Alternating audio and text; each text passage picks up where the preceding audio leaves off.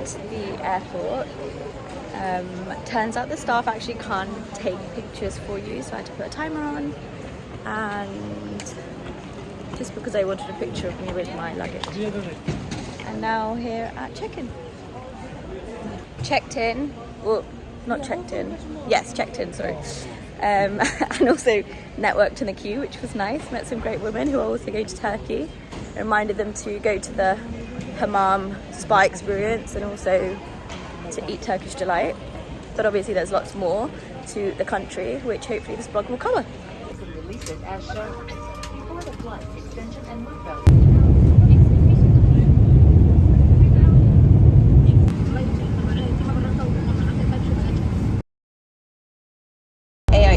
ASA, so the advertising standards now say that if something is gifted, you have to share it. You know, it's very similar to it being in an ad or a payment. But if it's gifted and you're not telling me it's gifted and you're pretending like you can afford that, but actually you can't because you've got it for X, Y, or Z, or you've got it for zero, that also it's like false advertising. And to your point, you know, people are getting a lot more clued up on it, but because of AI, there's still a lot of fakes around it too. So it's a wild ride that I think we're kind of like going down.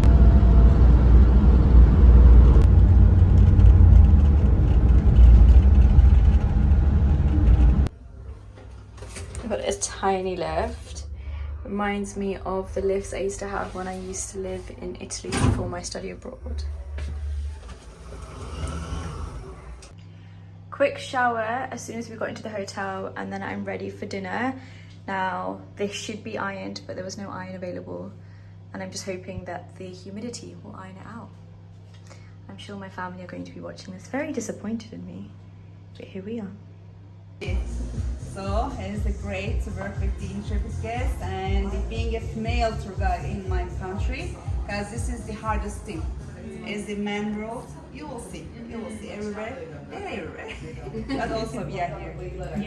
Or like good morning in Turkish, or to say bye bye, because in some places you will need this.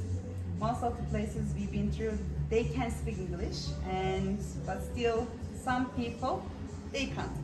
So I'm going to show you at least to say hi in Turkish. It's merhaba. It's M-E-R-H-A-B-A. Merhaba. So let's say merhaba to our dinner place. She's an amazing woman, and our meal is ready, our food already. And let's drink rakı. Literally just the vibe. I don't mean like well thought out stuff. I like my brain to be quite impulsive, to be like, yeah, let's do the work.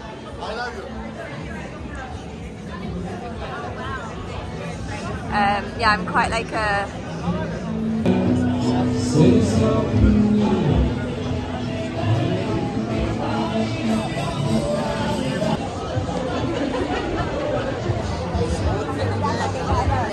And one main dish. Could be fish or lamb or barbecues, but mostly in the restaurants you have lots of messes and just fried calamari or shrimps or small fish from Marmara Sea. Yeah. That depends on your region. Now we are in Marmara region, so this region is all about the anchovies. Or is that the catch of the Galata Bridge? Yes, anchovies, and now is the season for the sea bass. Also, you're gonna see bass and mackerels. Yeah, I'm sorry. Do it fast. Be hiding, you're in trouble.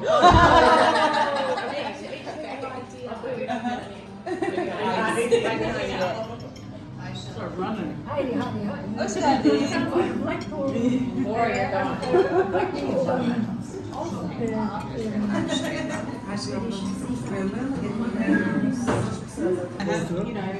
Because I always say yellow, so I'm glad you said that, because then I have something I can replace it with here. Now it's gonna be high.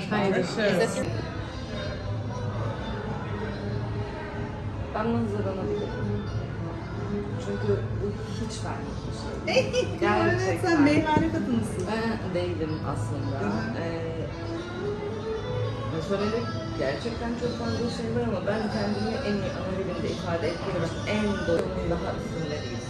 Çok özür diliyorum bunun için ama anlatırım, benim baktığım yerden anlatırım ama ben sadece kendimi ana dilimde diyorum. Nasıl rahat ettiğine kadar.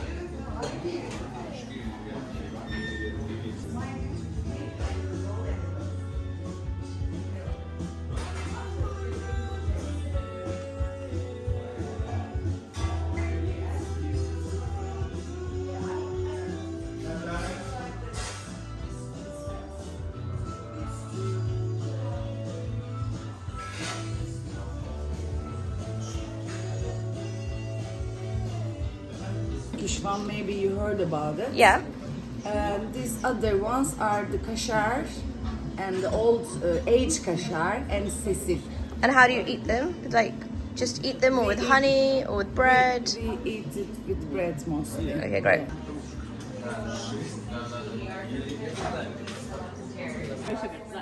Oh, yeah. That one that has to be perfect. Yeah. So whenever I take it from this one, that's 3, 2, 1, don't even blink. This has to come out perfect. Okay, it's strong, isn't it?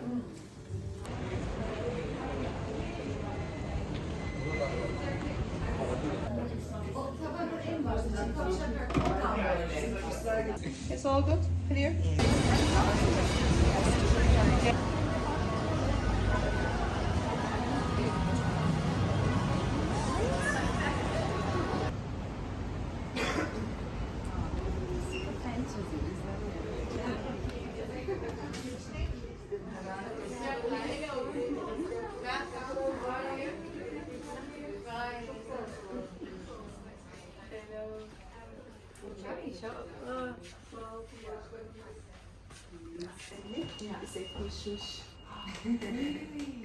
What does it mean? Mish, because mish is not in Arabic. Mish is, I don't know. Yeah. Yeah, in Arabic, I don't know how, you know, the expression, but in Turkish it's like, that's it, mish mish. It's like, he told this, she said that, It's like, a kind of mish gossip mish. kind of thing. Kind of after gossiping, yeah. Mish, A number of books I Anyway, how we start? It's up to you, however you want. 1986. Me, myself, and a group of my friends, we established this foundation. The aim was that to strengthen, to empower grassroots poor women, to be a role in the development, leadership role in the development, and also in the economy to increase their participation in the economy of the country. So we started that way. We started opening our first work was just opening a poor area women and child center. That women, they were coming together to operate, to this main program, early childhood education, care stuff. Now, after the corona pandemic, we expanded this care issue area.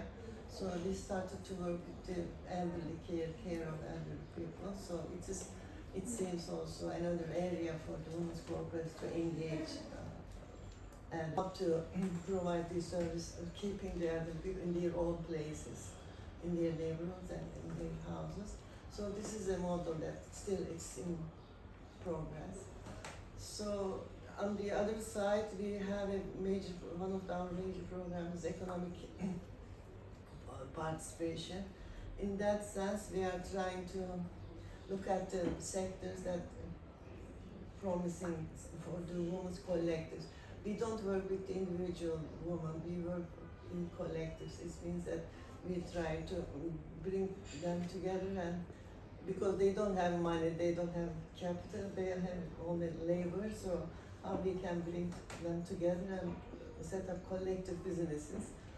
So when we look at the sector analysis and find out some demonstrative businesses, and then bring agriculture and food security is our major, let's say, concern in terms of the social enterprises. So we are working on that.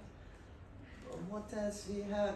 We have also for the individual micro entrepreneurs, we have a small microcredit program. It's quite small for the individual. Microcredit. Did somebody We underwrite? don't get money from the government, but still, I mean, they have some public agencies like Ministry of Development, they have some programs for the regional development, and they open calls. I mean, it's free that you can enter. So we use only that. Then I say we are meaning the foundation itself. And how many people are in the foundation? Huh? How many of you work full-time or part-time? Turkey is not like associations. I mean, it's not the membership organization, foundations. Foundations, they have the founding asset building organization. So we have only 22 board, not the board of members, but it's how do you call that? Board of trustees. Trustees. We have 22. And the, Otherwise, we are working with the women's cooperatives. It's, as I said, it's more than 2,000 co-ops all over Turkey. We work with them. And what's the youngest woman that's kind of joined the corporation or got involved in your work? I mean, the average number of the women's cooperatives, I can say that it is not, unfortunately, we are not able to reach to the young people, very young people. It's the average, it's almost 30 or something around 30 years old. Because these women, they don't have the access to the education opportunities and also work opportunities. They are not eligible to work, to be hired or to be employed. So that's the. And generally, are there still, how do I word this? Is it still frowned upon for women to go into the working space versus just kind of full-time take care of their kids? Or is it now more encouraged in families? In families, usually, I mean, as you may imagine that the housework, what's the non-paid housework, it's paid major responsibility, and the child care and the elderly care, sick care, that's the, for the woman, I mean, so with this cooperative movement in neighborhoods, we work at the local level. We organize those women, I mean, in the local level, so they can.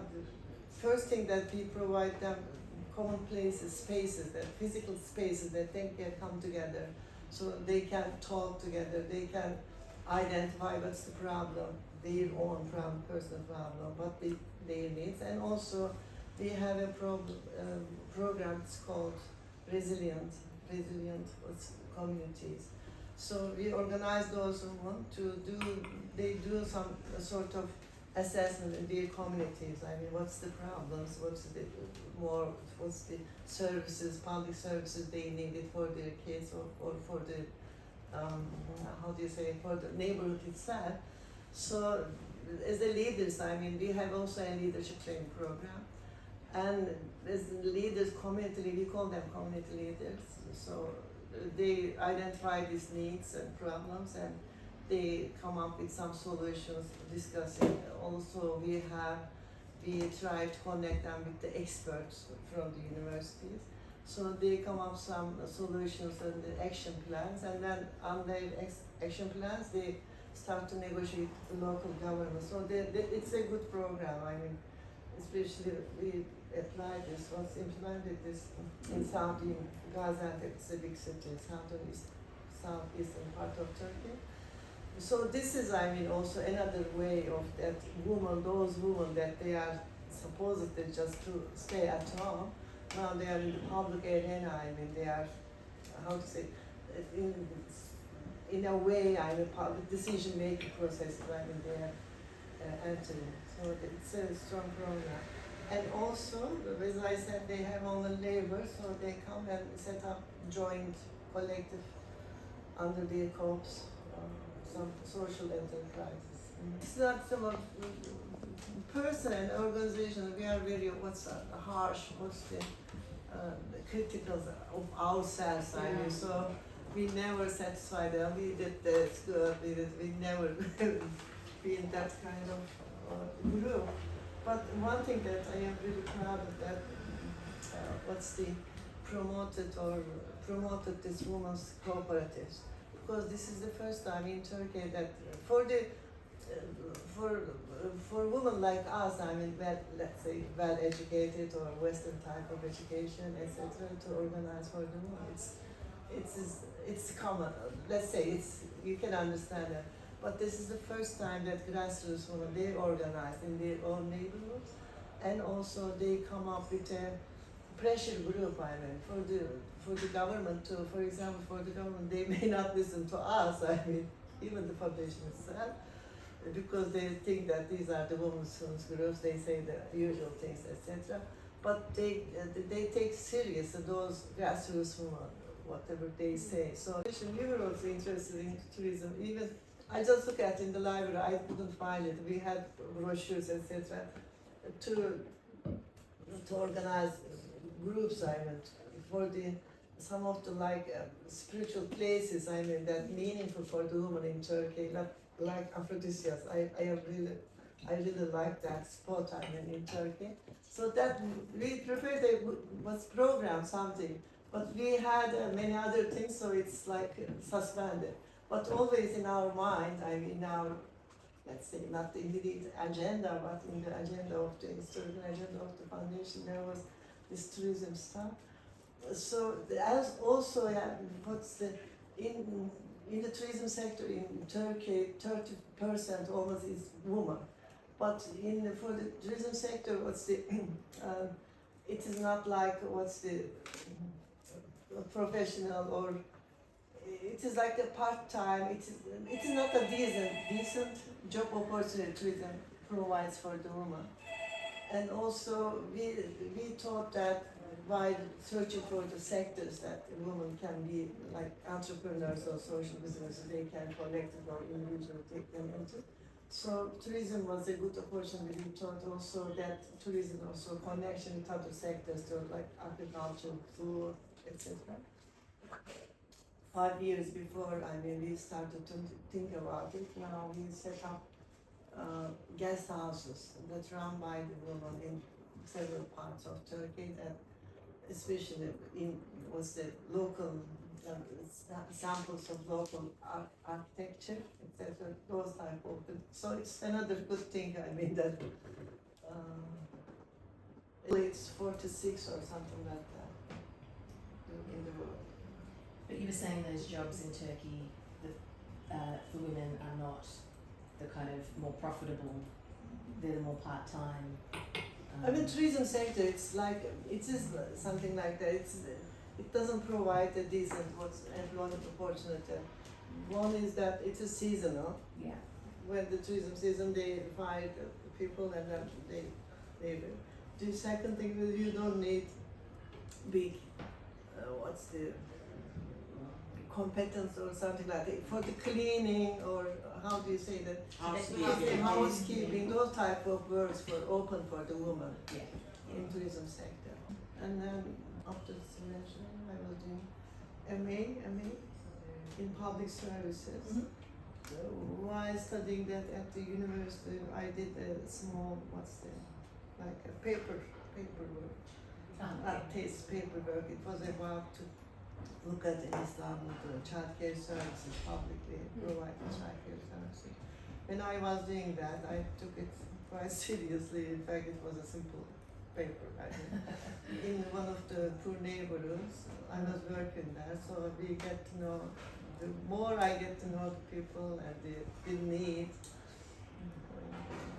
so that's why I started. I have to set up, organize around this. The first need that I noticed was for the poor woman was early childhood education services. And at the same, this was after the 1980s, that after the coup d'etat, we had a coup d'etat at that time. So everything was forbidden, etc. And slowly feminist movement started. I mean, in small circles. I said I was joining them, so I just articulated, bring them together. So I said that we have to find a setup, organize something to work with the poor woman. Was that? That was at that time, and also it took a lot of time, 3 years to set up the organization. It took 3 years, and also we had to.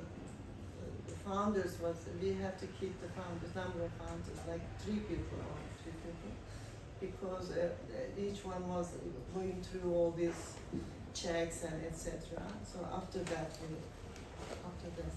But what about with your own family, your own community, your own network? Did you have any challenges or any kind of social expectations that you No, therefore that challenged? was very supportive. That's great. No. Okay, awesome. Technology helped or hindered your progression? Because I think technology has its good and its bad. So has it helped you in terms of movement and getting people in, or has it hindered it by showcasing that you're really changing something? If you find it good, as long as you how do you say that, you know how to use. Especially during the corona, I mean, it was good that all our programs we transferred to the online system, so it was really, really good. So, like that, and the outreach is growing in that way. So the women's cooperatives, for example, they have their own Instagrams or websites or marketing approaches to enter into the marketing stuff. So they are all useful things. Would you say of these women in the cooperatives have a phone? I think they have all of them. All of them. Yeah. I mean, but that is powerful. Mobile is very what's even the most poor people. I mean, they have their own mobile. Yeah. But still, I mean, for the internet, I mean, at the same time, the use of internet is quite limited because we know that during the corona, some of the kids, I mean, so they have to stay at home, so they had some problems. We know that especially all those poor areas, so we are giving women tablets, etc., so to support them use their kids to learn. So we know that there's some shortages, internet access, and otherwise, phone is quite excellent. Sonya. Yeah. Her name is Fatma, and she was the first ambulance driver in her hometown. Her hometown is right here, is Denizli. It's famous place for the Pamukkale Treventines. Yeah. For the famous woman. The Pamukkale is a touristic place. It's the must-seen place. It's white pools. It's a hot thermal water. So it's salty. It looks like a cotton. Denizli in her province. So in Turkey, we have 81 provinces. From Black Sea to border of Armenia, Azerbaijan, Iraq, and our friends Iraq and Syrian border is all going through from this part, getting crazy. And this side we have more fantastic neighbors, Bulgaria, Romania and Greece. Yeah. And from this side we have Cyprus, Lebanon and all the Mediterranean Sea. So in Turkey we are saying we are middle of everything. You know, the Europe, Middle East or Black Sea, just middle of everything. Culture is about Anatolia, Anatolian power. And you know this meaning of Anatolia? Ana is mother, Tolia is land. It is a land of Turkish people. So it's coming from women's, it's coming from the moms, the woman power. But it's coming from, of course, from Hittites, from Phrygians, from ancestors. It's not about to be a, the Greek here, or be a Roman here, or just a Turkish one, or the Arabic one, or the Armenian.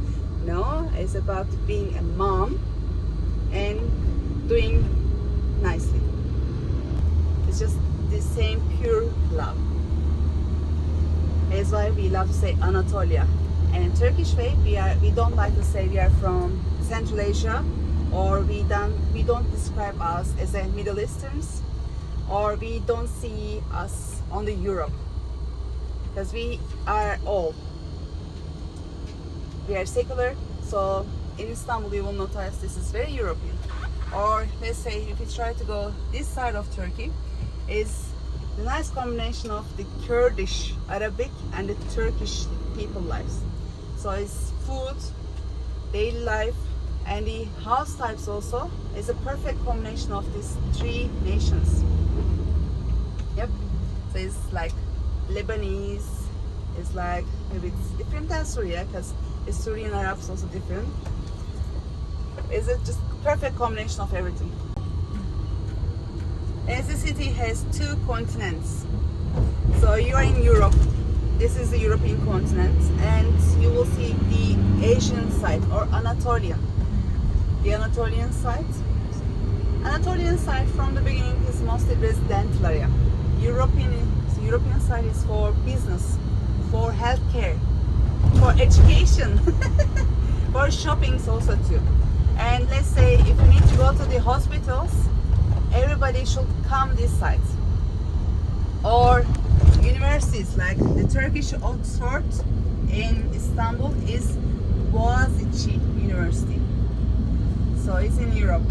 And the oldest university from Ottoman times is Istanbul University. From 1874 I guess. Small arm between the European continents. So it is one small arm, but it's divided the continents, and we know the old city and the new city. So Constantinopolis, the city of Constantine. And at that time, they were so powerful. You know, the East, you don't need to ask what are you or where are you from. You just know from their nose shape, from forehead shape, or their face, their tan color, everything. It's very simple for us to understand. Or the dialects, or the tone of their voices, everything. Because it's, for example, I am originally from Crimea, the Black Sea on the top. I am the Tatar Turks, so I am the Crimean Turks. And the Ottoman Turks, they came from the Ural Altai mountain, so they are Kayı Turks. And we have Kazan and Caucasian Turks. So it's divided a lot. So the Turks from Central Asia. When you see a little bit more colorful eyes, not dark hair, but like hazelnuts, not blondie, it's like hazelnuts, it's like open brown, whatever you say, is the Turkish people from Black Sea. But then you see like very dark color, dark color of hair, and like brown skin tones, these are the Turkish people from Middle Eastern. And here we have a nice combination of the Kurdish and the Turkish people.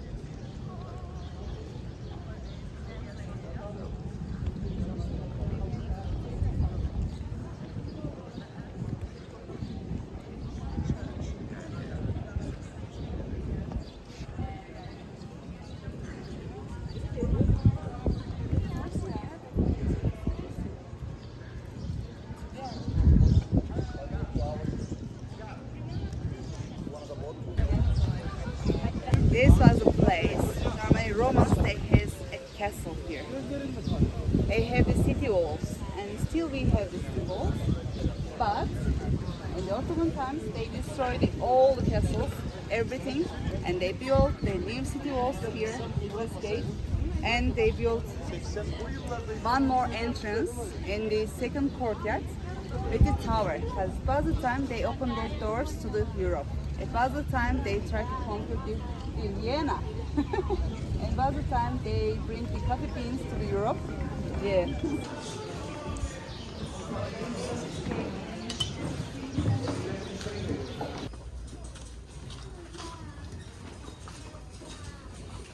No, this is about the build-up of family. This is about the leadership of the moms. Moms are really important, and they are the key on this side of the political life. All the strategies, militaries, as Sultan. When we say Sultan in Turkish, can be empire, or could be a mom, or any wife. Because sultans is very optional. For example, I will say Sultan Süleyman is the man who makes all the laws, and is a sultan, and his name is Süleyman. Or you can think about like Great Solomon in English, the same man. Or their mothers, also they call is a sultan. So it's a great example, I guess, to say culture still, you know, the moms are sultans, so these women give the order, these women, they are the one, they always tell you the last word, and these are the things you should follow step by step. As in our culture, before the Ottoman Empire, before Harem, when they are living around Ural Altai Mountains, for easy understanding, border of China, border of Mongolia. So they have a strong community, yurts. In Mongolia still they have Y-U-R-T, yurts, right? So the yurt means also imam. It's all standing on a, we give a birth, be a mom, and having the family to living endlessly. Because without a mom, you're half. This is how we believe in Turkish understanding. The woman is coming to road to be a mom. And this is the pressure on us in my generation. If you don't want to marry, if you don't want to have a kid, you have a problem. You are not right, you are not healthy, you are sick. And how you dare is the first word is coming from our parents. How you dare to say, to choosing not marrying, to be a single mom, to be a person who lives in their own apartment or have an income and ignore the others, especially Nana rules. Still we are struggling, still we are surviving. Actually not surviving, it's just fighting. We have to fight for our rights. On the other hand, we are so happy with our culture because this is the safe place. Because this is the expectation. You know what they expect from you. It's easy to do also. If they are really happy to be choose a people, okay, here you go, everybody's gonna support you. They will buy you a house. They will care with your kids. And every birth, they are giving a gold as a gift to you. So it's kind of guaranteed way to live. In your elder life, you don't need to worry about your economical problems. Because already after when you have a baby, they will give you something to you. Should be a car, should be an apartment, should be lots of gold. So it's easy way also. Of course, I'm not saying to be a mom is easy, but no. It's one of the nice choices in your life path, right? You have the boys. If they have a daughter, they just change the woman. That's why it's Harem. It's why they are not married. Because if they are married, it's a big responsibility. Because marriage means is kind of agreement in front of the creator, in front of Allah. You are married, so it's really important. And it's also, on the other hand, they don't want to marry because as a Sultan, he was the hands of Allah. They, I believe, the Sultans reaching to public, reaching his own people, and they have to be responsible to their safety, to their food, to their happy life. Most of them, they are bring from the slave markets, but especially the Sultans ones, like Roxana, for example. She came from Ukraine, but she doesn't came from the slave market. She was the chosen one. And especially in the 16th century, the parents, they gave their kids 3 years old, 5 years old kids to the Harem. Because this is the university. This was the place they were gonna feel safe, and they train hard, and they do the handicrafts, everything, knitting, the making jewelry, designs, embroidering, you know, the whatever they know at that time, and they are selling, so they are earning money. But they are just not free to go out. But we are talking about also in 15th, 17th, 19th centuries. So these centuries, like all around the world, is different than our age, and everybody needs a family. So those girls, they don't want to live with their poor parents. They want to spend their time with opportunity.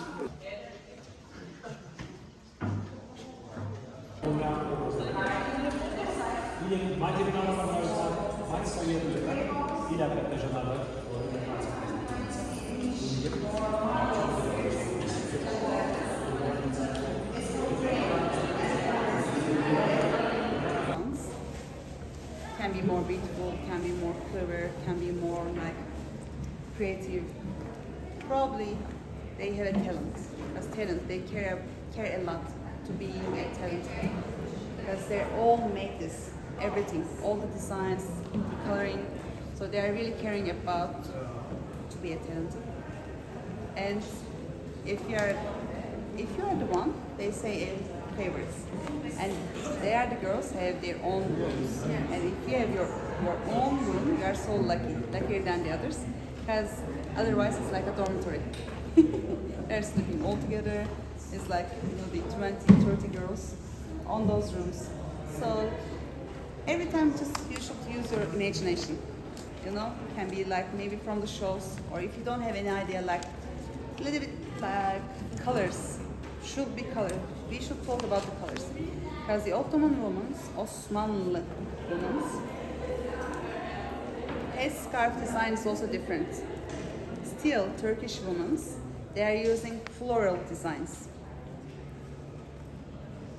We are not using just black color because this black's like more Arabic style. Or Afghans has their different hijab, or Malaysians their own style of hijab. So the Turkish women has the floral design, and they're just pinning the scarf here. Or for example, they have their own style, like this. You can roll around your neck, or you can use a pin. Already know it's a separate.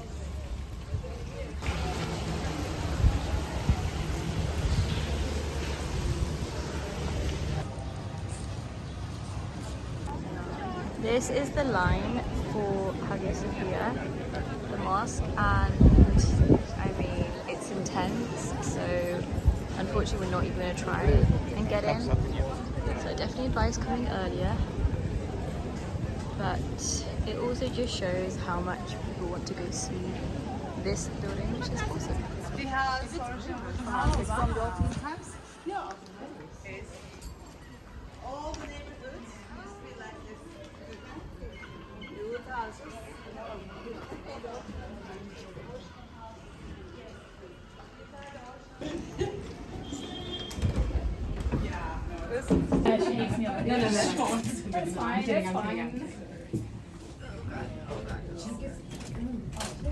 YA, Seray, and her daughter.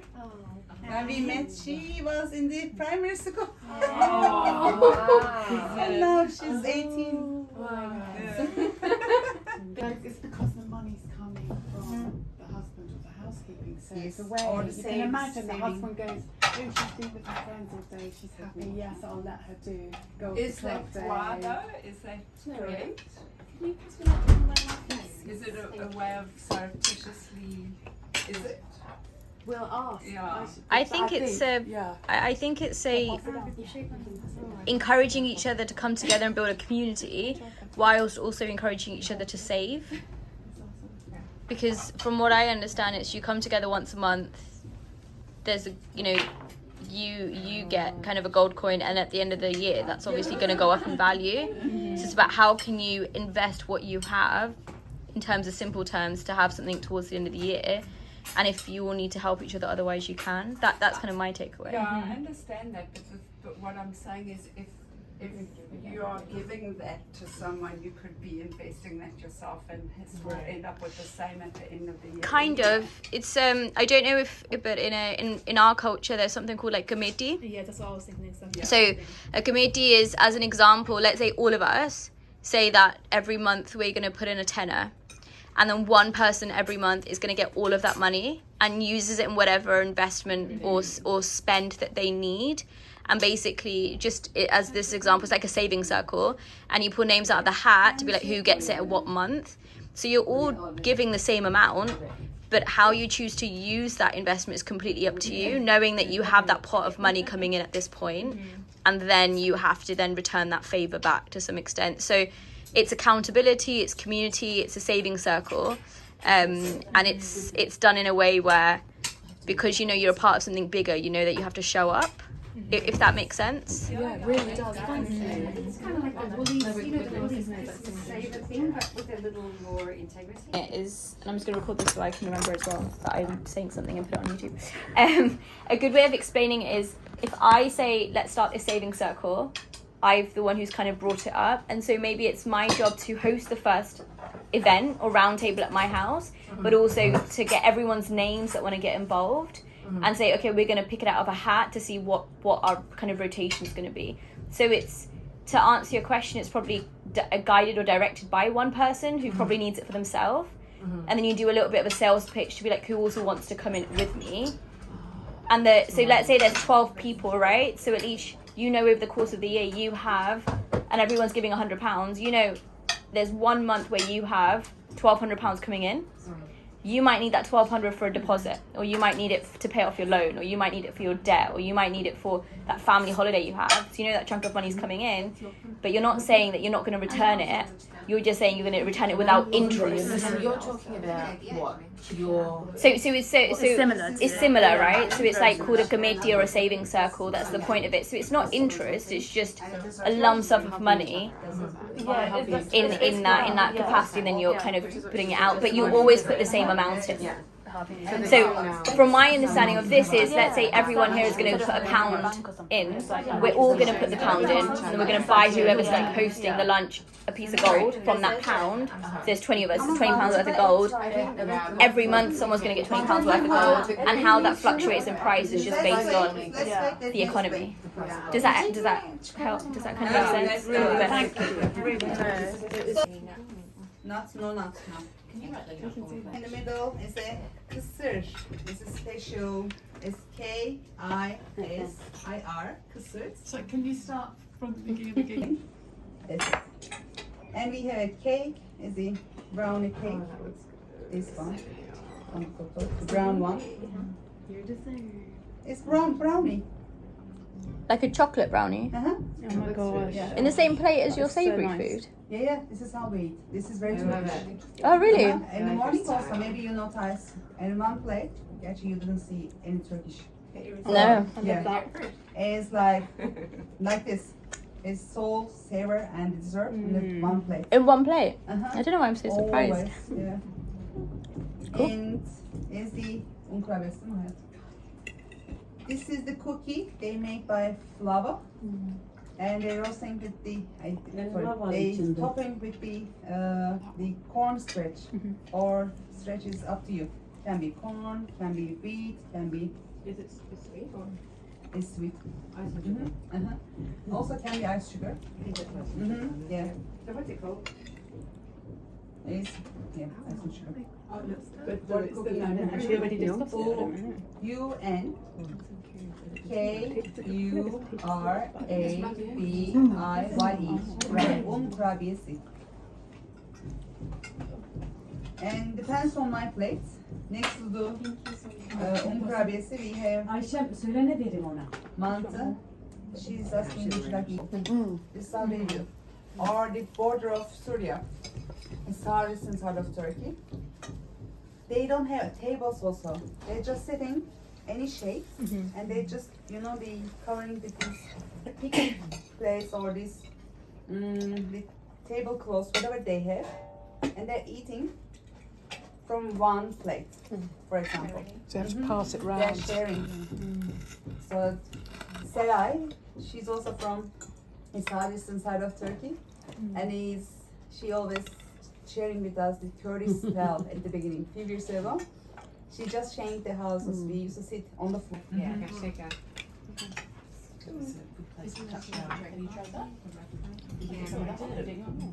And we have wine. Yeah.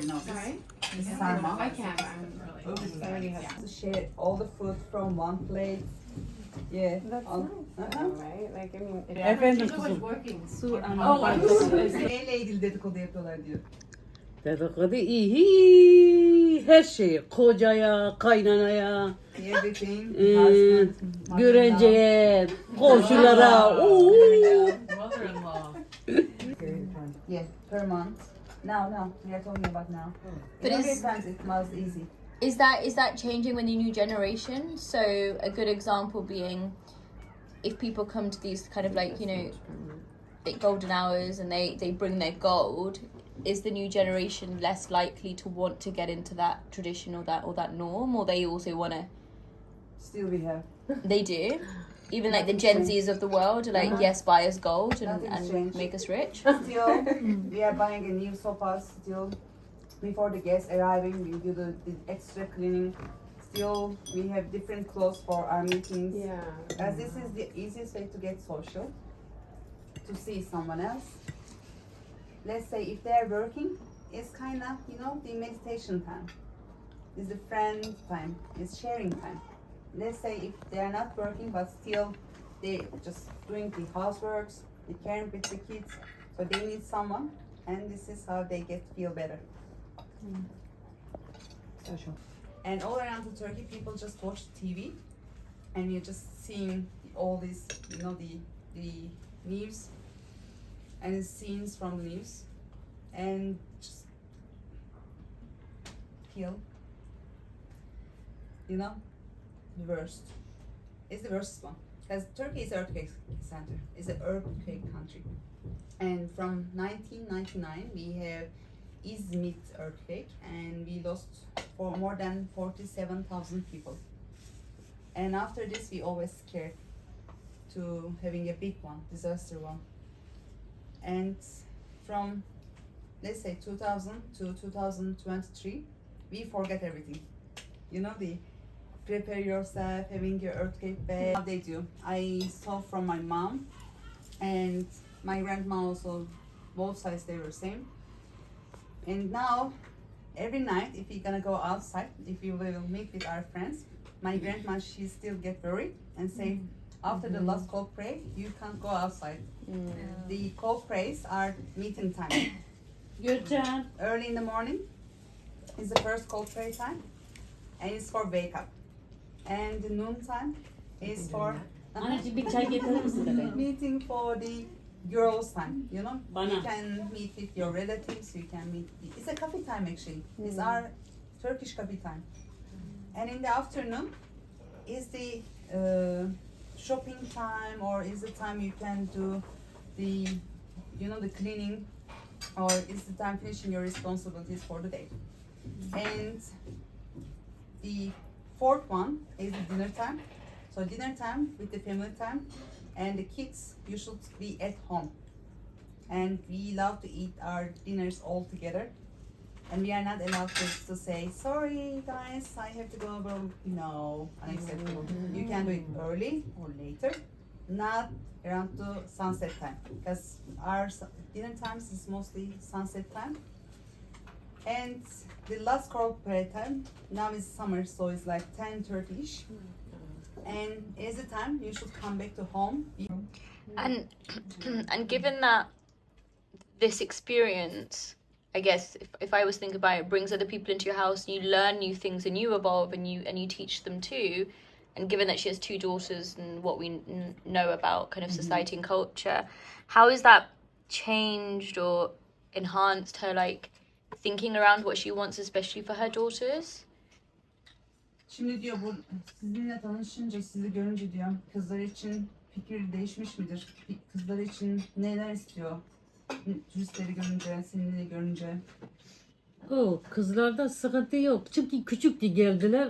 Anlaştılar yani misafire görmeye Gelecekleri alıştılar. için. Geleceği için de okuyor.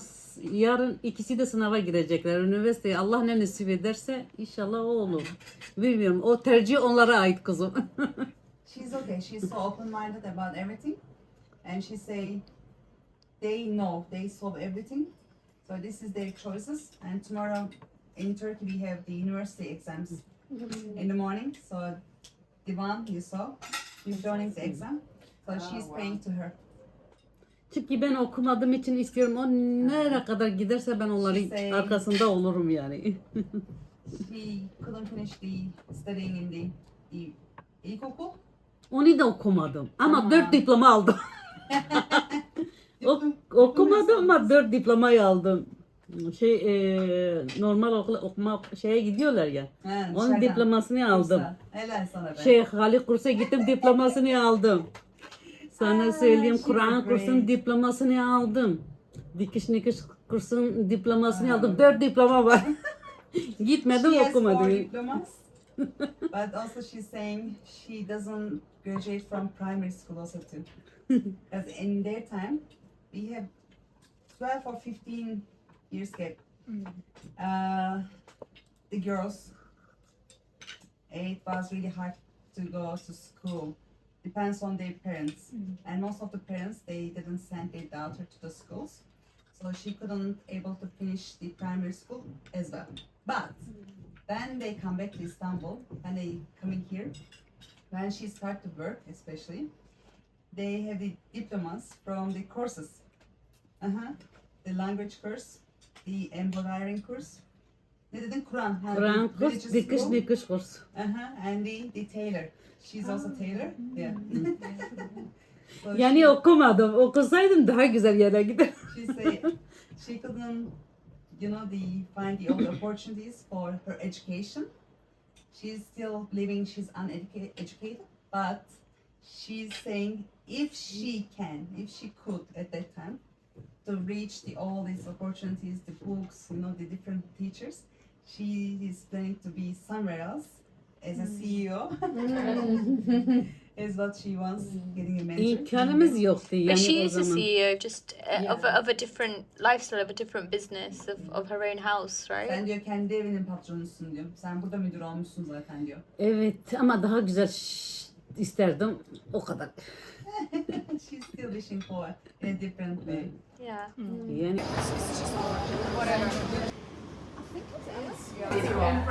I don't know. Can I ask a question? Oh, sorry. Can I ask a question on that? So, the individual that we met this morning, when we were talking about, we were talking outside, and she was talking about the fact that though there's so much more opportunities and information, the younger people are a little bit more fearful to do things and to get things wrong. So they're maybe not as resilient or as confident as maybe the generations above them. And so I'd love to know if that's something she sees in her, not just her own kids, but in kids, and like what her advice would be. And then I asked that Diyor ki question. gelecek neslin daha iyi olabilmesi için çok güzel şeyleri verdim. Bugün çok güzel şeyleri verdim. Okuyun mesela, kendini kurtarın. Kocanın eline bakmayın. Ayağının üzerinde durun yani. don't listen your husband and work hard. Bizim Listen to your husband. That's what she told. Don't listen to your husband. Study hard, don't listen to your husband, Dad. And earn your own money. Earn your own money. So independence Independence. is very much at the forefront. Yeah. And we will walk from here, and when you're walking, please take your photos. And our driver is coming, and she's not able to stop and wait for us. So we should do fast.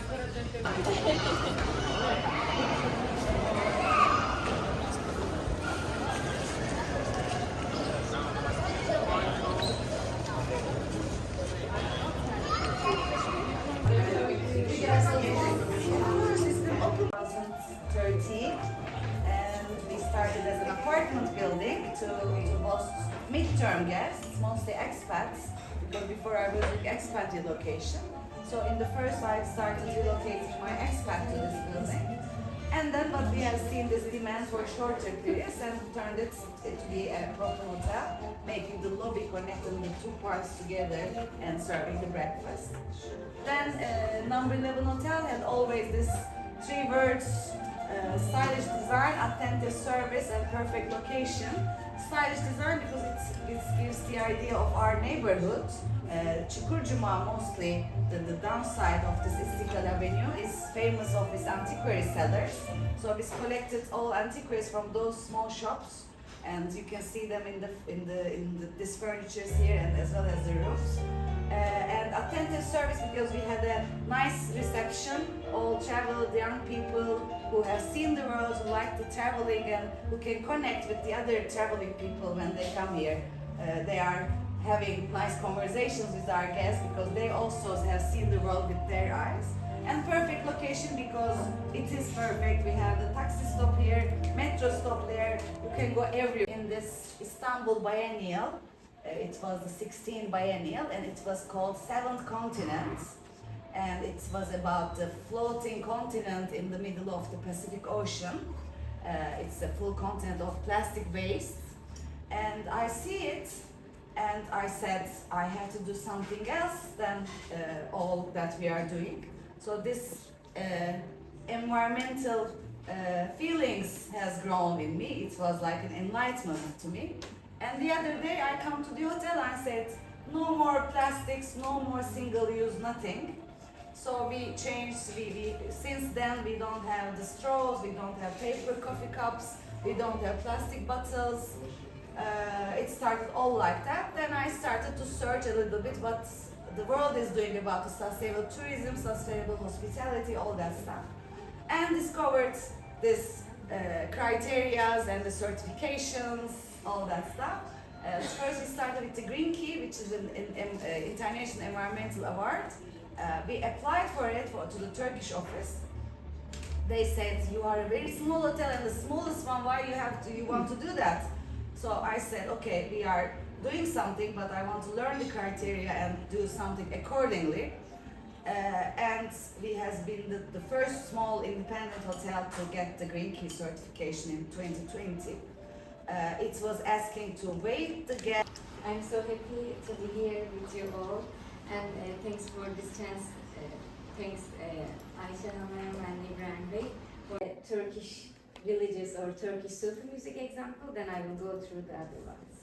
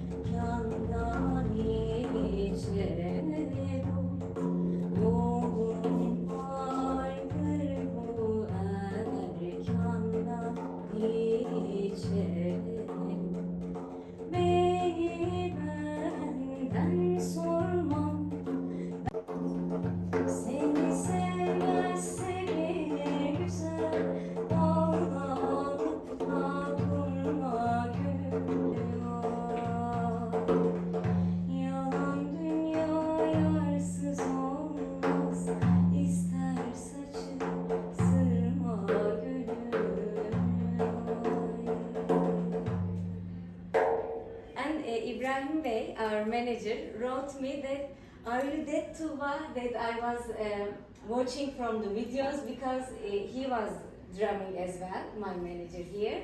So he knew me before, then I applied. So it was like a secret of music and the connections, even though I am not aware of it. It is always connecting people. So for me, it is a really holy window. And to be here with you with the bridge of music was an honor for me. Thank you again.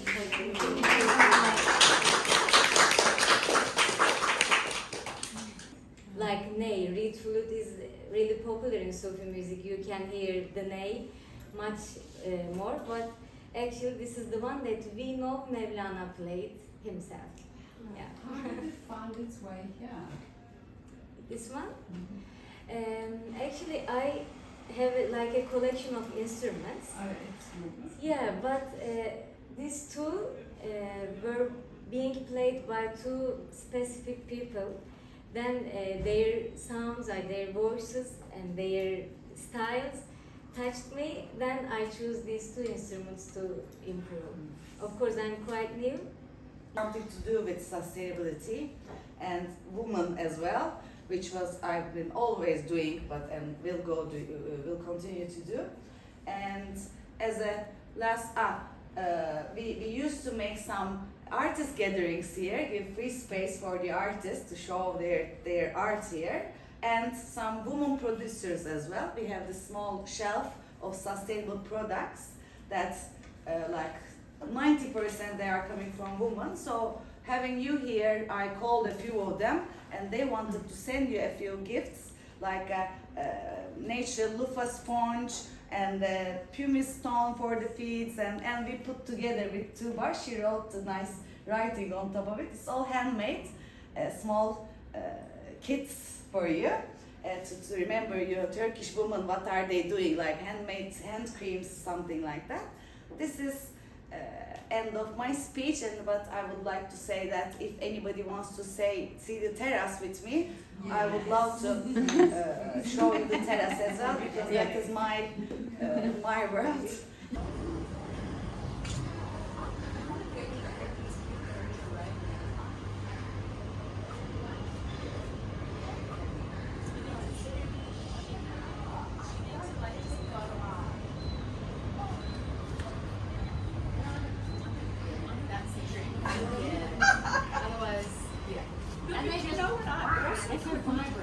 Amazing. So would you mind giving us a brief introduction? So I'm Ayşe. I'm originally from Istanbul, Beyoğlu, this area. I grown up here. And I'm running this number 11 hotel since the last 10 years. It's a very perfect location and a sustainable city hotel. Should I go to the... Yeah. What would your advice be to other people or other women that want to start businesses and become independent? So I don't feel old enough to give advices originally, but what I feel with my life is we grow up, we study, we learn things, and at a certain point, it was what happened to me, at a certain point all that you collect during your life comes together and a meaning comes on top of them. I observed this and I could have give is that if I had to turn it into an advice, I would say work hard, of course you have to work hard, but pay attention to the things happening, because they are going to come together and build something larger than what it seems to be. I don't know if I understand. That was great. And my last question is, many of your staff members are women, including those who work in your kitchen. Was that a conscious choice you made, or was it something that just happened? It is a conscious choice. To me, hospitality is a more woman issue. I'm a host. I'm also a host in my home. Şengül is a host as well. I am the one who collects the things, put them together. It's a feminine thing to me. So, and sorry for the chefs, but cooking for the breakfast, I wanted to have a mother's breakfast in my hotel. Not the fancy fine dining issues, but a mother cooking. So yes, it was a conscious choice.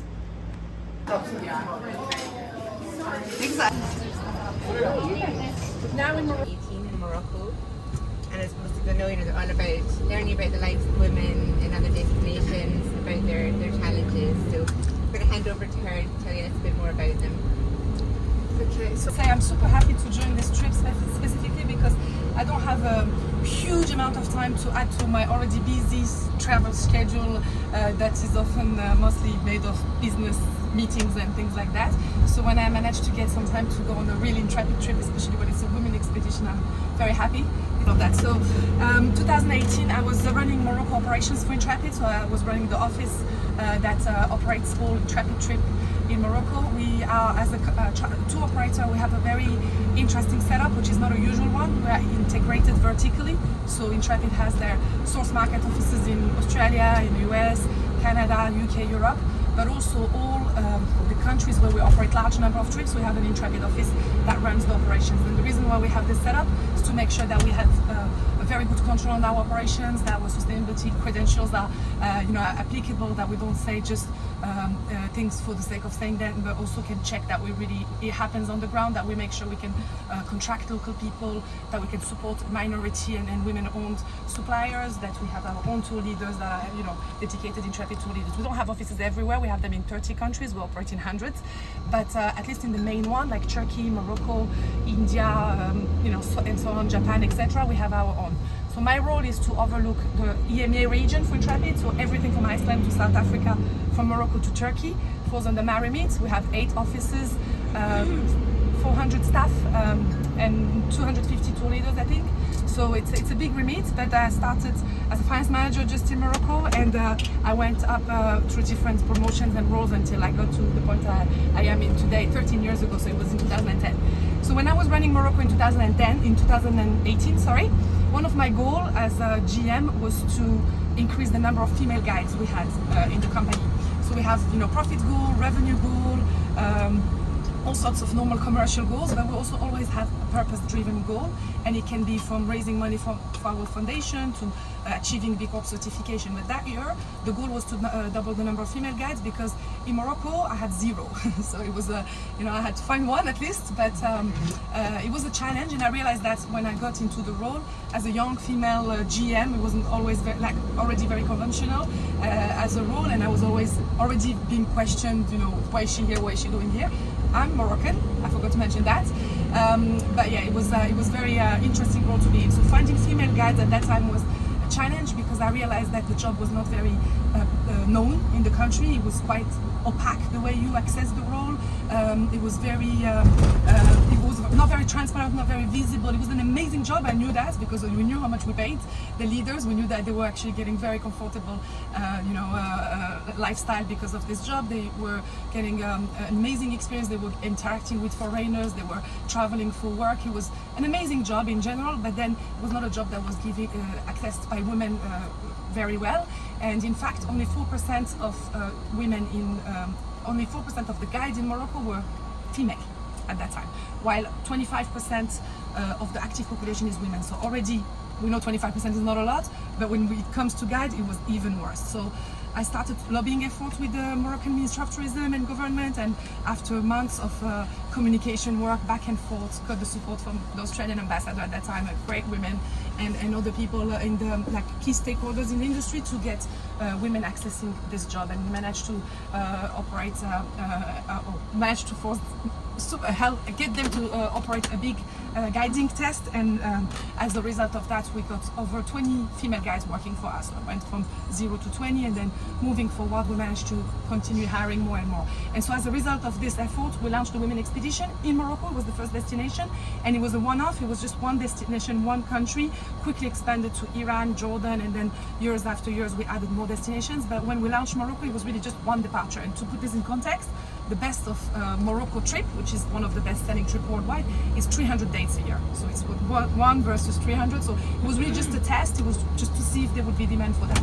The product has become the most popular product range for Intrepid because it experienced a 300% growth the year after, and the year after continued to grow significantly. And for me, the reason was that we managed to, in our tours in Morocco, more than 80% of our customers were female. So why would they want to have only male guides guiding them? Sometimes we had a group with 12 girls and 1 guy. I was like, we're missing something. There's a lot of information that you can get from a female lens, especially in conservative country where the culture is so strong and different. So there's a lot of things that you will not access if you do them in a guided tour by a man. You won't get into women's house, you won't get into women's saloon, you won't hear the real story of these women, their challenges, their personal life, their children's, whatever really impact them, especially in those countries that are conservative, that where women are challenged more than men in general, and where gender equality is not achieved yet. So creating this range really helped to give access to women to meaningful job, to open their eyes, both sides. I always like to say it's both sides, for the customer and for the hosts, for the suppliers, for the tour guide, creating an exchange between two cultures, but women from two different cultures and backgrounds, so they can both empower themselves and grow from that experience. And so yeah, it's been a great success story. That's why I'm super happy we're doing it in Turkey now. I also look after Turkey. It's part of my remit. I'm very close to the team here because I've been running Turkey for 10 years now. I was involved in the setup of the office here, so as a finance manager and then as a regional general manager. And I know in Turkey we had less issue to find women guides. Back at that time, already had Ayşe and Aynur, her best friend, and Fatma, who will introduce shortly. So I knew that this country was a bit less discriminated in a way, or women in this country, than maybe in my own country. But still, after the earthquake, knowing that women are disproportionately affected when a catastrophe like an earthquake happened, so we thought it was the right time to bring this trip back and to do it, in a way that really supports women, especially if it can have some elements of supporting women who were affected by the earthquake. And I know yesterday you have visited our women guides, because they see how much we've grown as a business, how much publicity we got, good publicity support, very positive outcome from a business perspective, that they make the link. And they're very supportive of them, and there is a very good spirit in our tour guide team, and men are great with women, and women are feeling supported, and it's great network.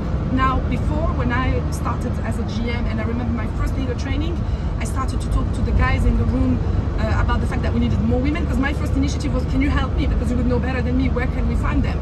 And I had a couple raising their hands saying, but why do you want more girls? Because they're going to take our jobs. Cool. We made also a call to do it as a very challenging trip, so it's a trekking trip. It's not like this one that is a bit more cultural. And we went to a man, specifically a man who runs a few hotel, like guest houses, and who's got very, like, he's a bit of a politician in the area, a bit like the mayor of the area. And the way I sold it to him is like, you want this business, Intrepid is big, we go to this other places, we can go to your place, but it's gonna have to be under our rules, which means we want to visit and stay in women-owned houses, because there was no women-owned guest houses, so it's real houses, so people's houses.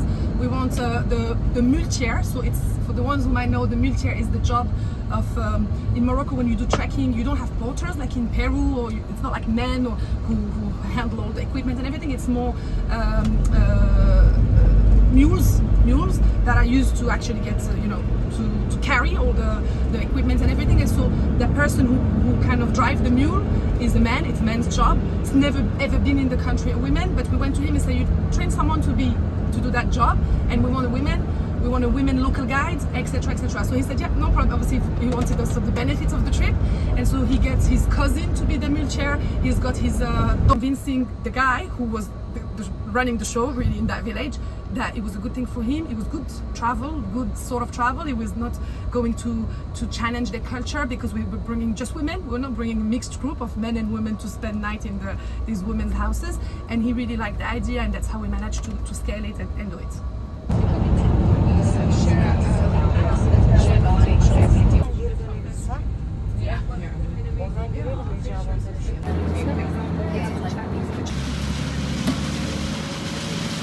It's not complaining, it's just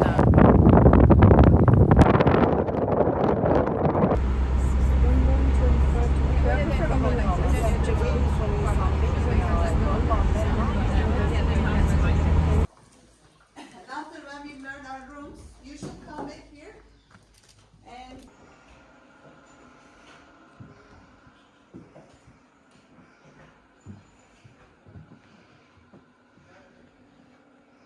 It's literally just goats. Literally.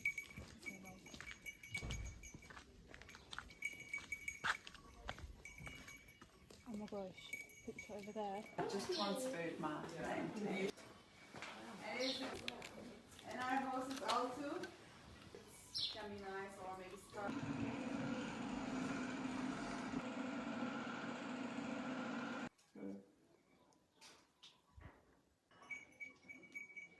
my moment. How do you get up? Owner of these.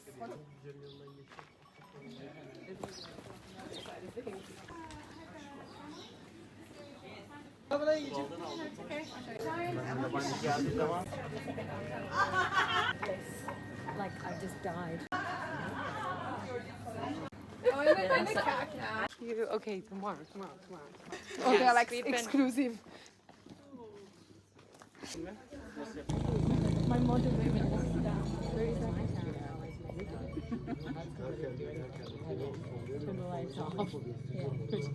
Yeah.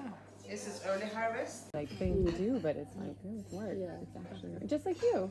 Like people probably think you get to travel all around the country, but like you're working. It's hard work. You're morning to night. Working, thinking about the next thing.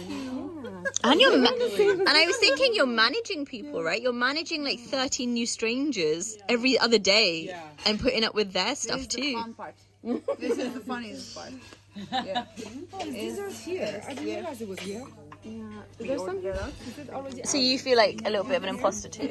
Yeah, I'm like, and more just very lucky to get given this opportunity when I haven't quite been able to earn it. It just was a given situation. So to make the most of it, But that's kind of maybe where my overwhelmingness is. And I'm like, am I making the most of it? Can I be doing more? Should I be doing more? Right. And I feel like that's kind of life. Like you always think you should be doing more, and I feel like sometimes we can all take. At the end of every day, I think over the photos I should have taken, I didn't take. And like, I think everyone's the same. You're like, It's the same too for us. What was that? You're thinking like you'll see someone write something down, and you're like, no, they didn't really. But that's the thing. We all have a different. Just like you have a different eye. Different photographers have a different eye. You notice different things.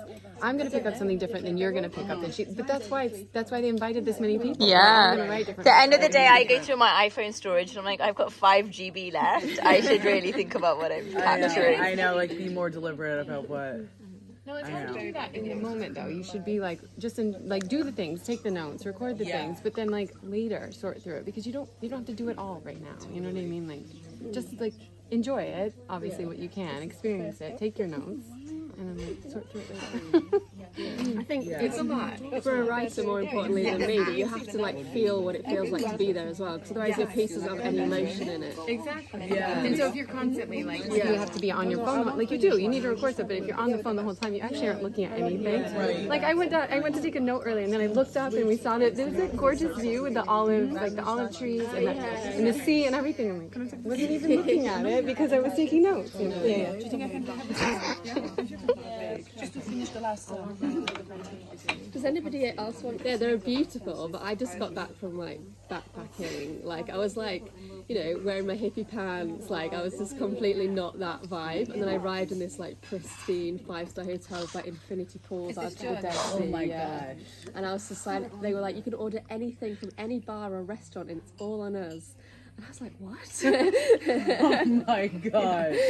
You're gonna work for it though. Yeah, it's not free. Yeah. People think like, but I think that's also the thing, right? Is and if it's okay if I record a couple of videos, because I'll put it in something. But for me, it's also a matter of like, this is work. This is not. You're not just here having a great fun time. Like you're having a fun time, but you're also actually working.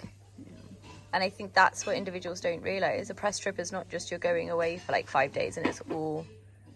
No, it's usually a very full schedule, and you're taking notes, and you're recording things, and you're trying to figure out your story angles, and it's a lot. And you're writing another story. Yeah, and you're writing, and you're going back and writing at the end. No, seriously, you get up early, and you're writing in the morning some other assignment. Yeah. And still got your work email ticking over. Yeah. Yeah, no one does it when you're gone. It does it for you. Yeah, it's a balance though. That's love it, yeah. Especially in the business, like this is kind of gets things done. Call out something. That's so great. Yeah. Very directness and Mom. Oh. I'm banging on all the fucking time. No. Sorry, can video. Is they just moved, and so they're sort of building it. Anyhow, welcome. However long you Kuruk suyu ben ısmarlayacağım size. That's so cute.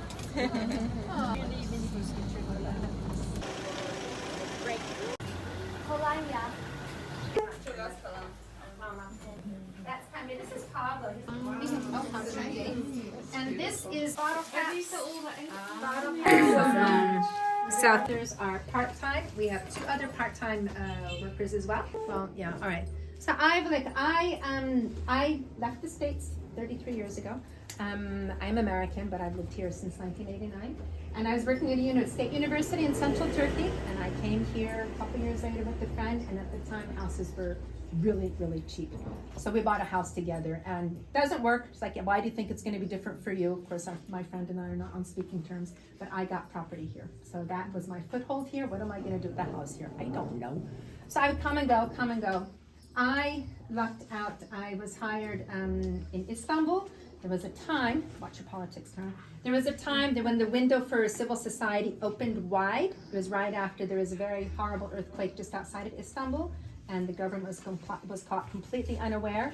But what the government was made to realize is that civil society is not necessarily anti-government. So there was a lot of support, and I was hired by university to set up the first program for civic participation that was curricular for all majors. Got paid to teach students to give a damn. So I did that for about 10 years. So I don't know if any of you know the organization Ashoka. They support social entrepreneurs. So I started Ashoka Turkey, and that was also an amazing opportunity. Sorry, it's because her plate is empty. This is Başak Khanım. We also call her the Fisher Girl because she hangs out with the fishing men. So I got burnt out. I got burnt out big time, and I said maybe it's time for me to leave Turkey. And then I thought, but that's really arrogant, because if I want to work somehow in civil society, you can't do that without knowing a bit of the culture. So I said, let me use the skills that I have. And I was so frustrated. Our environmental projects at the difference. Our gender-based projects, same thing. It's hard to get an 18-year-old to really care about gender issues, full stop. And I always had a thing about individual awareness for the environment. So I said, let's put all those together. And yeah, so I knew one of the reasons I was so tired is because I'm always going against the grain, always fighting. So I said, Tara, just stop, go with the flow. So yeah, that's a very long answer, but yeah. Changing, things are changing slowly, but it's about 30% of women are in the workforce in Turkey. And I say for a country that ostensibly is trying to join the European Union, never mind trying to join the European Union, a country that has the power, the strength, the potential that Turkey has, there should be more opportunities. But it's not enough just to have an opportunity, an economic opportunity for women. It has to be in a way that is culturally non-threatening for the women and their families. She does have a difficult time reconciling with that. But in 15 years, we've had more than 500 women work with us, and now we only have about 12. So almost all of them have gone on to work somewhere else. Some of them just say, never mind, my husband I do enough around the house, my husband can earn the money. Some of our women have put their kids through school with the money they've earned here, done other things with their money. It's not my. And the other thing is you do have to have some handcraft skills. So we will teach the machine if you want to learn that, but we don't have the capacity to start from nothing. It's still, Turkish economy right now is not great, but in general, Turkey the economy has become much stronger. Turkey used to be more a developing country. And it was only in the 80s that Turkey opened up to the free market economy. So it's very, very recent that people have disposable income. So if you have disposable income, your first thing is not going to be to buy something that's recycled, because that's what your grandmother did or your mother. Yeah, what they can do. You see women on scooters, motorbikes. You didn't see that even 3 years ago, you wouldn't see that. So maybe 4 years ago. Yeah. So things like smoking in the street and stuff like that. Those visual clues. No, they stand a bit prouder. Yep. Any of the covered women, non-covered women, doesn't matter. They all sound a bit prouder now. And this is one of the reasons. There are many reasons why I started this, but I kind of by default got connected to the women's movement in Turkey, and I was very active and we were doing a lot. It was also a very vibrant time for that. And there was the UN has different international meetings, and there was a Beijing +5 meeting to follow up for the Beijing meeting. And so many women's organizations got together. We were discussing this and that, and they're almost all working against domestic violence, which is an issue globally, but there's so much more that women need. And I thought, can we not stand back a step or two and do something so women can feel good about themselves and watch their space? This is my space, and do that a bit more. We're all absolutely crowding your space. No, I didn't mean it like that. But you know, so this is one of the reasons, this is another factor why I set this up. So you definitely see that. But definitely, women's movement, you know, I come from a strong women background, you know, so what am I going to do? But it was when I realized that, no, other women need a role model. And they need other people who they think they can look up to. Thank you. I'm honored for that, flattered. But the ladies. So they're ready. They know everything. And they... Ayvalık'a hoş geldiniz tekrar. O zaman çok komik oluyor böyle. Hiç alışık değilim. She's saying she's getting the... She said, welcome again. It's a bit funny though. Because you know, you're already here and she is still excited. Bir işletmeyiz. Böyle keyifli birliktelikler. Hakikaten çok tatlı. Vallahi ne diyeyim, afiyet olsun.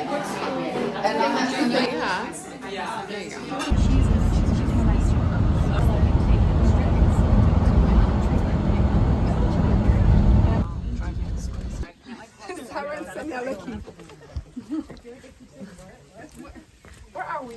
Like, hello. Yeah, no. We have just arrived up a mountain to stay in this mega cool hotel that has 5 different spots or houses in which you can stay, and then we're off to a cooking class. It's not far away. Australia is far. Which is Fulor. And Müjde, the name means, most of our names, they have a meaning, means good news. But everybody says Mush, which is also a short way, and especially my kids, they say Mush to me, and I feel so younger. Dear friends, I came in your age when I was in my early 20s. I'm also guide for German-speaking people. My German is perfect, and still I'm guiding 2 or 3 times in the year because I like that so much to show our country, like Ayşenur, your guide. And as a guide, after reading a novel about this village, I said, is this real or is this fantasy? Language is the best schools in Turkey, and then Yale, Columbia in States, whatever. Okay, he's a genius. And with him, we said that was the early end of the 90s. Then we especially we like so much to travel, but we don't like the big hotels. We like family-run places, and also the architecture, whatever. And Turkey was at that time in a big change in Airbnb, no social media, and so we became famous. Well, it's interesting. What year was that? That was say 98, 99 at that time, okay. And then we said we could do something in our village, and then we bought an old stable, another one, and ruined house. Important also in my life. I will come to the end of the story. And I run this hotel now for more than 20 years, because after writing the little hotel book, we said, let's do something, and then we started with the place, and now we have all these nice cottages, houses, the tower house, whatever. And 3 kids, they grow up here. And in the small village school, 2 classes only, 1, 2, 3 was in a class. The important thing in life, you have to learn English. And now, after all these years, they're coming to me and saying, Mush, I speak very well English. And that makes me so proud. And especially my kids, they did their job good. All of them started here. In Switzerland, she learned hotel management, and now she's the big boss here. With the staff, 10 days ago, she got a baby. And we named her Alice, the baby, because Alice is living in Wonderland. And the 3rd is a son. He is the romantique flaneur. Every month she makes a gold. Can you see? And at the end that we'll get, and every day she has this. That's so important for her. That's her, capital. Sabriye, she starts new in a big love. I adore the old houses, the old cities, the mansions, and so in Mardin, as a guide, I'm there for 40 years. I bought also a big house there. It was so, now everything in Turkey is expensive. At that time, everything was not expensive is in English, cheap. And with the local workers there, and her father worked with me then, and I said, Ahmet, you have to come to Şirince. what are you doing when our house is, the restaurant is finished? I don't know. He said, and I said, I like you so much, you have to come. And so I brought her father to Şirince, and he's now the best. He's doing everything. And then after 4 years, I said, you have to take also your family. He said, no, the roots are there. But I said, your wife, she has nothing to do there. And so the whole family is now there, and his wife. Maybe you will see her then in the evening. She can't read, she can't write, Halime, but she's wonderful in the kitchen. And the daughter, she is my assistant, Elif.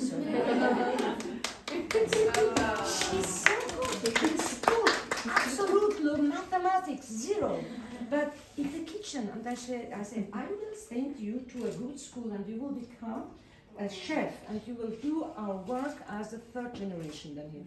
So you know I'm domesticated. Is it okay? You're doing the dance? Yeah, big pieces, because that's what they like in Turkey. This is like the goat's head, not the head of the store. Job here. It's so important for me to work with women.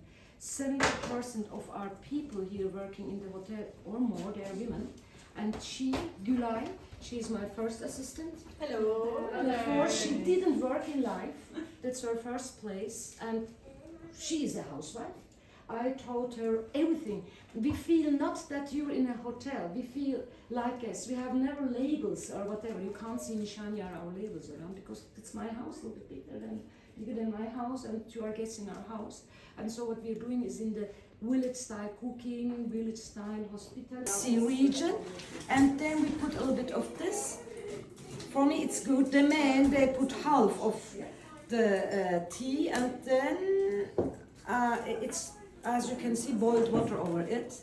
And during the day we drink maybe 10-15 glasses like this. It's the best tea consumer in the world, much better than the Britons, because they're drinking also tea, instead of tea now coffee in the world. And the consume of Turkey for tea is around 3 kilo dried black tea coming from our black tea region. Now I need a cook.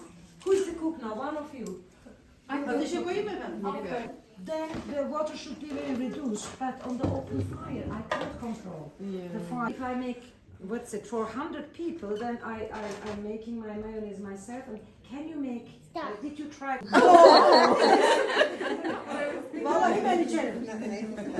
One is good. That's good. Fatma is now the teacher. Okay. Too much. Okay. So, Fatma is the teacher now? Yes. No. Like this? Like this? No. Being in the men's suit all the time is all about men's, but now I'm believing we are creating a different group. It's all about the women's. Yeah, I was thinking about that energy earlier on in this room. We have and let's eat. You didn't remember me as a Heidi.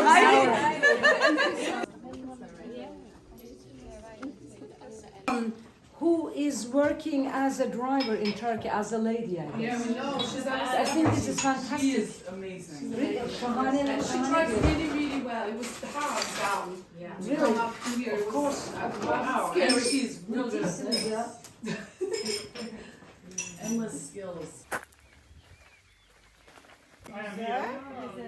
Why were you here for one night? I know. Wait, it's so cute. Love. But I'm fine with it. Perfect background. Yeah, exactly. Yeah. Oxford, and now he got for.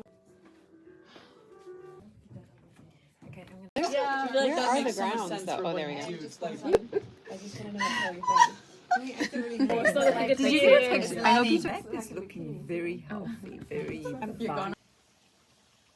I mean, that really trumps what my husband couldn't really.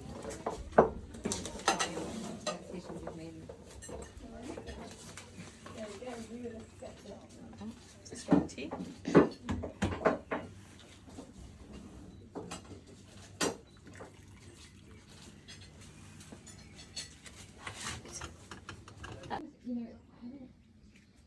The noise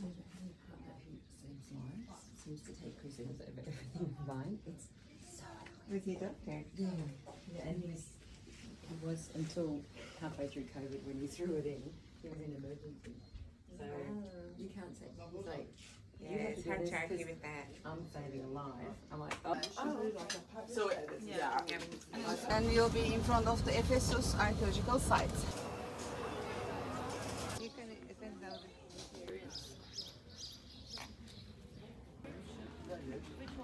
That was incredible.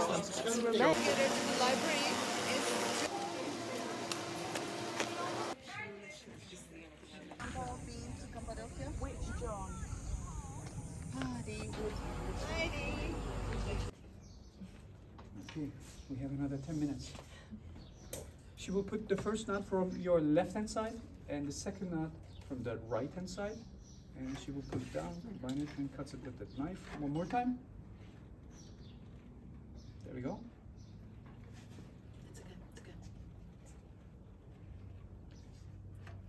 And lock knots. By the way, we do not waste those. We use them for like pillow stuffing. Nice ladies, this is not a demonstration. Guest house too. Okay. 31 years ago. She's the one I mentioned about, you know, the making the gözlemes, the Turkish pancakes. She started to do these pancakes on the street, on a restaurant, and cook the, you know, the Turkish cuisine. It depends on the olive oils. As the Turkish cuisine is more or less you learned, like we have kebab. How many people do they now employ? Ne kadar çalışanınız var diye soruyor. And that's what they 5 women. 5 women? And yes. You don't have any Later, 7 women. Gidip gidenler daha çok reklam yaptı. Yani çok fazla reklama girmedik. En iyi hizmeti vererekten bence reklam oldu. Ve her gelen 30 yıldır aynı lezzeti alıyorum dediği için biz ayaktayız ve her gün en iyi kişilerle böyle karşılaşıyoruz. Bence hizmeti güzel yaptığınızda evet gerçekten insanlar bunu takdir ediyor. Ha, medya güzel yapmayın, bir kere gelir bir daha gelmez. So nice, but secretly. Wait, sorry, why did you? Because. So if I got offered Leeds, which is the city, what, 45-minute drive? Yeah. I don't know, I'd have to go and research it, whereas if someone lived there, I'd just say, well, why don't you go? She lives there. So like, someone's just done that for me, they live in Liverpool, and they said, oh, I can't do it. But it does come into, because like, even if I got Liverpool, I'd say, no, she'll do it. Yeah. So the power of networking, like yeah. supporting and empowering. And then it's like goes back and forth, yeah. I feel like women always take the extra step to like look out for the other women in their life, you know? I feel like from my experience, it seems like they're much more like aware of other people. Even if she was. Wait, you know what? This woman, I was getting off the plane coming here, and getting on the plane coming here, and the buckets on the airplane, like going through security, I put it back on the big stack. And this woman was like, I've been watching. It's only women who put them back in the stack and then leave it. She said that? Yeah, and she said, thank you for doing that. And I was like, yeah, Isn't that funny? such an easy task in helping people out. Yeah. And I feel like that speaks volumes on everything we're talking about. Slightly different. So I needed to like, in the nicest way, hear again or be reassured or like validation that like women want to help each other and that we can find commonality regardless of where we come from in the world, and that like if we try hard enough we can get to whatever point we want to achieve, and that, you know, there's like kindness and fairness in the world, and like we're not alone in our fighting for something journey. But most importantly, I think it reaffirmed the point of like asking for help and not being afraid to be like, hey, I don't know what I'm doing, but do you mind giving me 5 minutes of your time to just go through it with me, and how can I therefore help you too? It's not a take, it's a give and take, and kind of like skill swapping is what I kind of say situation. And everyone's just so nice and loving, right? And I think a big part of that also is you are also what you consume, but you're also who you surround yourself with. So if you're in a position where you're not feeling the love or the kindness, you're actually not with the right people. And a lot of it is like, we spoke about this earlier, like in the days, but you know, the power of like the consumption, be that social media or networks or people you're hanging around with, it's all like really ultimately accountability is up to us.